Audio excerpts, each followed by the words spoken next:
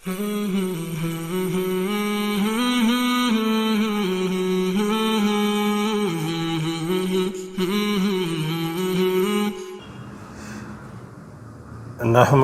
نصلی علی رسولہ الکریم اما بعد فاعوذ باللہ من الشیطان الرجیم بسم اللہ الرحمن الرحیم محترم ناظرین السلام علیکم ورحمۃ اللہ وبرکاتہ۔ ہمارے آقا صلی اللہ علیہ وآلہ وسلم کا فرمان ہے کہ سلام کو عام کرو اور لوگوں کو کھانا کھلاؤ، یہ بہترین عمل ہے۔ یعنی سلام سب کو کرو، چاہے کوئی جاننے والا ہو یا نہ جاننے والا ہو، سب کو سلام کرو اور لوگوں کو کھانا کھلاؤ کہ یہ بہترین عمل ہے۔ اور ارشاد باری تعالی ہے سورہ دہر میں، اللہ تعالیٰ کا فرمان ہے سورہ دہر میں وَيُطْعِمُونَ الطَّعَامَ عَلَى حُبِّهِ مَسْكِينًا وَيَتِيمًا وَأَسِيرًا انما نطعمکم لوجہ اللہ لا نرید منکم جزاء ولا شکورا، جس کا ترجمہ ہے اور باوجود یہ کہ خود ان کو طعام کی خواہش ہو اور حاجت مندوں، فقیروں، یتیموں اور قیدیوں کو کھانا کھلاتے ہیں اور کہتے ہیں خالص خدا کے لیے کھلاتے ہیں، نہ تم سے عوض کے خواستگار ہیں اور نہ نحمدہ نصلی علی رسولہ الکریم اما بعد فاعوذ باللہ من الشیطان الرجیم بسم اللہ الرحمن الرحیم۔ محترم ناظرین السلام علیکم ورحمۃ اللہ وبرکاتہ۔ محترم ناظرین، اسم اعظم کے متعلق جو بات ہو رہی تھی، کیونکہ اتنی بڑی تو ویڈیو نہیں بن سکتی نا، تو اس لیے اس کو دوبارہ سے پھر اسی سلسلے کو جو ہے وہ شروع کر رہے ہیں انشاءاللہ، کہ اسم اعظم کے ساتھ جو اللہ سے دعا کی جائے، اللہ کے بڑے بڑے نام جو ہیں ان کو اسم اعظم کہتے ہیں، تو اللہ تعالیٰ سے بڑے بڑے ناموں سے جو اسم اعظم ہے اللہ کے، ان کے ساتھ دعا کی جائے تو اللہ تعالیٰ ضرور قبول کرتے ہیں۔ تو جو احادیث میں اسم اعظم بتائے گئے ہیں آپ کی خدمت میں پیش کرتا ہوں۔ اور محترم ناظرین، اس کے مختلف احادیث ہیں، لیکن ہمیں جو ہے ہمیں فائدہ اور برکات اٹھانے کے لیے، حاصل کرنے کے لیے، فائدے اور برکات حاصل کرنے کے لیے ہمیں سب ہی پڑھنے چاہیے، جتنے بتائے گئے ہیں سب ہی پڑھنے چاہیے، تاکہ ہمیں زیادہ سے زیادہ ان سے برکات حاصل کریں، ان سے فائدے اٹھا سکیں۔ تو ہمارے اوپر یہ ضروری ہے کہ ہم سب پڑھیں، یعنی یہ نہیں کہ ایک یہ پڑھ لیں یا کوئی دوسرا پڑھ لیں، ہمیں برکات حاصل کرنے کے لیے سب ہی پڑھنے چاہیے۔ تو حدیث شریف میں آیا ہے، رسول اللہ صلی اللہ علیہ وآلہ وسلم نے ایک شخص کو یہ کہتے ہوئے سنا، یا ذل جلال والاکرام، جس کا ترجمہ ہے آیا عظمت و جلال اور احسان و اکرام کے مالک۔ تو آپ نے فرمایا تیری دعا قبول کی جائے گی، اب تو جو چاہے مانگ۔ یعنی وہ بندہ اللہ کو پکار رہا تھا یا ذل جلال والاکرام، جس کا مطلب ہے اے عظمت و جلال اور احسان و اکرام کے مالک۔ تو آپ صلی اللہ علیہ وآلہ وسلم نے فرمایا تیری دعا قبول کی جائے گی، اب تو جو چاہے مانگ۔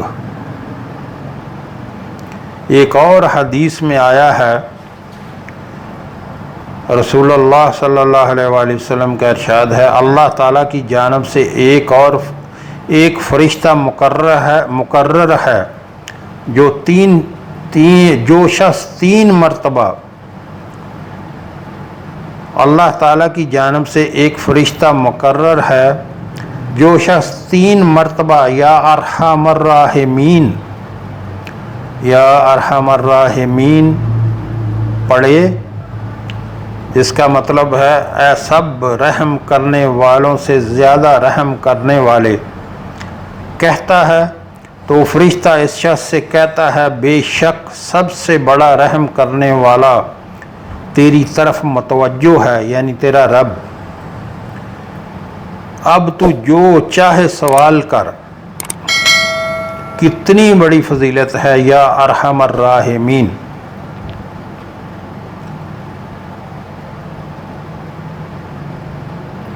ایک اور حدیث میں آیا ہے، ایک مرتبہ رسول اللہ صلی اللہ علیہ وسلم ایک شخص کے پاس سے گزرے جو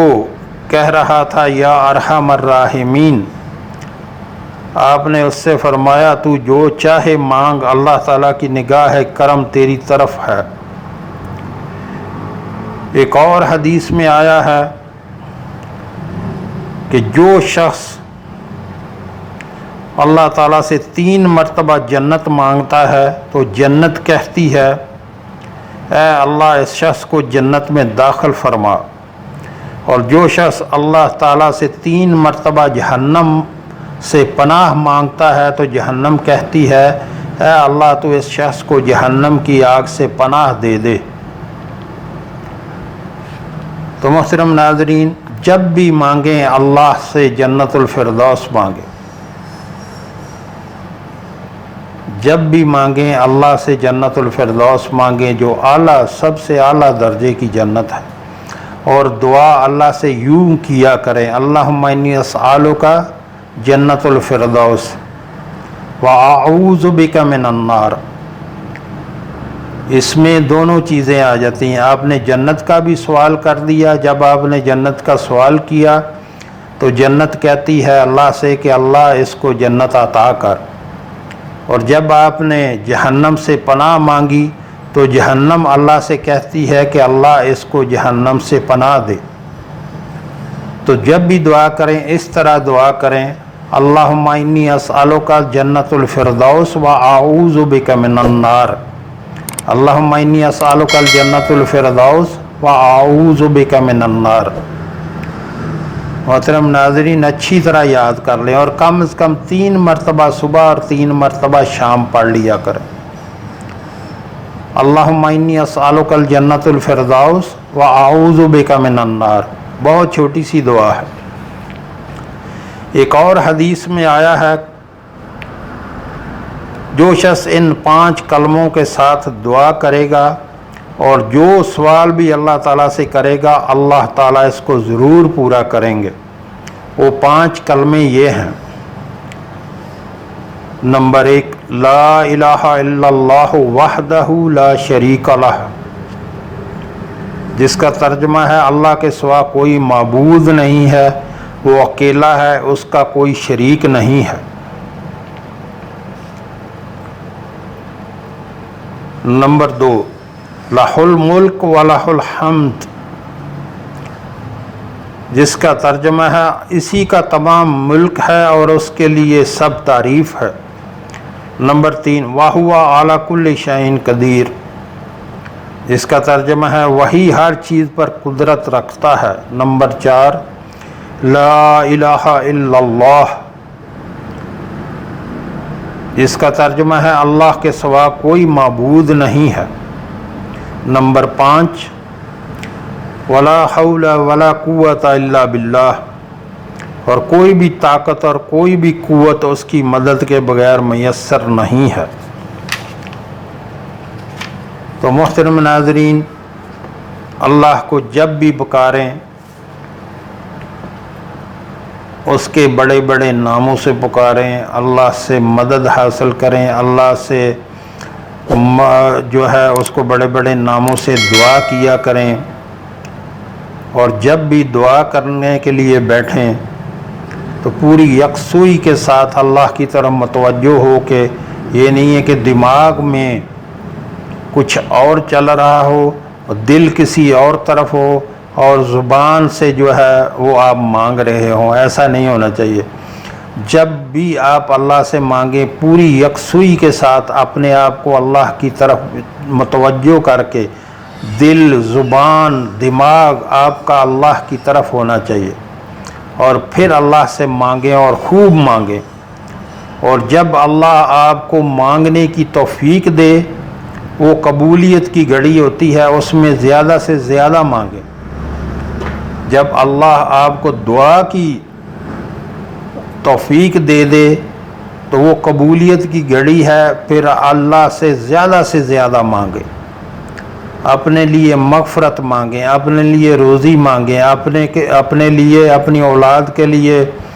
جو ہے وہ دنیا اور آخرت کی کامیابی مانگیں،